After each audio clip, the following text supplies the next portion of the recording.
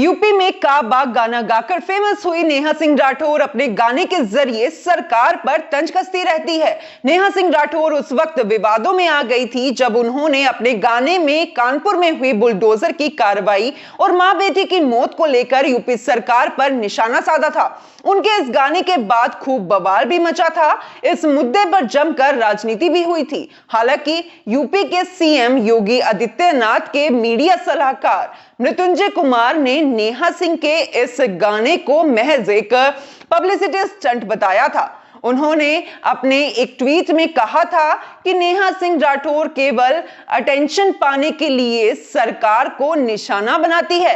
हालांकि नेहा सिंह के नए गाने यूपी में काबा पार्ट 2 के लिए यूपी पुलिस ने नोटिस भी भेजा था।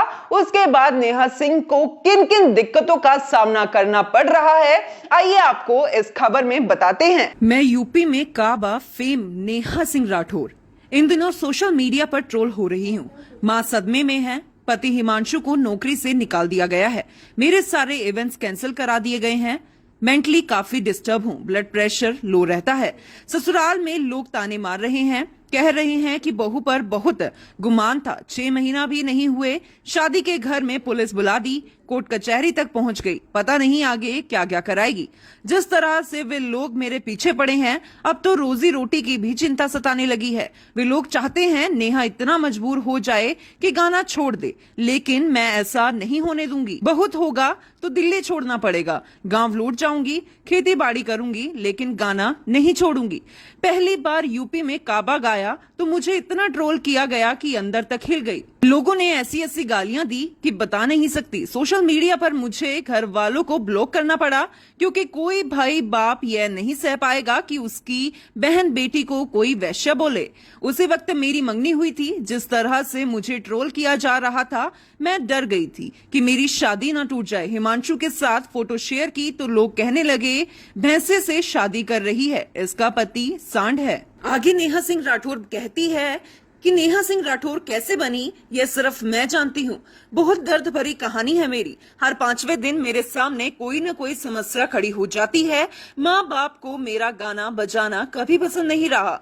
माँ चाहती थी कि बीएड करके मास्टरनी यानी कि टीचर बन जाऊं या चूल्हा चौका करूं। किसी सरकारी नौकरी करने वाले से मेरी शादी हो जाए। पिता आज भी कहते हैं कि गाना बजाना छोड़ो, नहीं चाहिए पैसा, हमें समाज में इज्जत चाहिए। लेकिन मैं जानती हूँ कि मैं जो कर रही हूँ वह ठीक कर रही हूँ। आगे नेहा सिंह राठौर ने बताया कि चुनाव के दौरान बिहार में काबा गाया, जिससे मुझे काफी शोहरत मिली। इस गीत के जवाब में बिहार सरकार को भी गाना बनवाना पड़ा। सब लोग जानना चाहते थे कि कौन है वो लड़की जिसके गाने का जवाब सरकार को देना पड़ गया।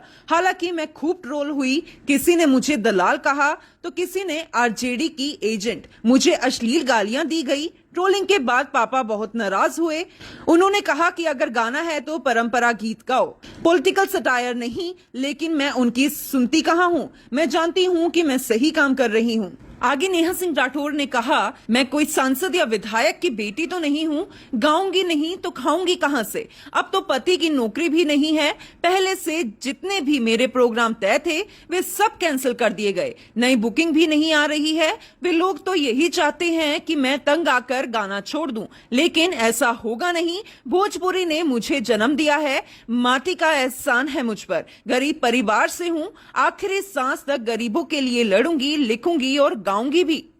तो ये देख बड़ी अपडेट, बड़ी खबर जिसमें आपने जाना कि किस तरीके से अगर कोई सरकार के खिलाफ आवाज उठाता है तो उसके साथ क्या कुछ होता है, ये नेहा सिंह राठौर ने अपनी इस कहानी में बताया है। जी हां, आपको बताना चाहेंगे, एक तरफ विपक्ष जो है लगातार सरकार पर निशाना साध रही है। उनका कहना है कि अपने राजनीतिक सुख के लिए वह सीबीआई और ईडी का गलत इस्तेमाल कर रहे हैं। इतना ही नहीं, उनका कहना यह भी है कि जो लोग भाजपा ज्वाइन कर लेते हैं, लोटस प्रोजेक्ट के तहत भाजपा ज्वाइन कर लेते हैं, तो उनके ऊपर लगे सारे आरोप वो खत्म हो जाते हैं। विपक्ष का कहना है कि सीबीआई और ईडी का गलत इस्तेमाल हो रहा है। और ऐसे में आप देख सकते हैं नेहा सिंह राठौर ने जब सरकार के खिलाफ अपनी आवाज उठाई तो उनके साथ क्या कुछ हो रहा है। तो मैं आप सभी से पूछना चाहूंगी, क्या लोकतंत्र में अपनी आवाज उठाना एक जुर्म है?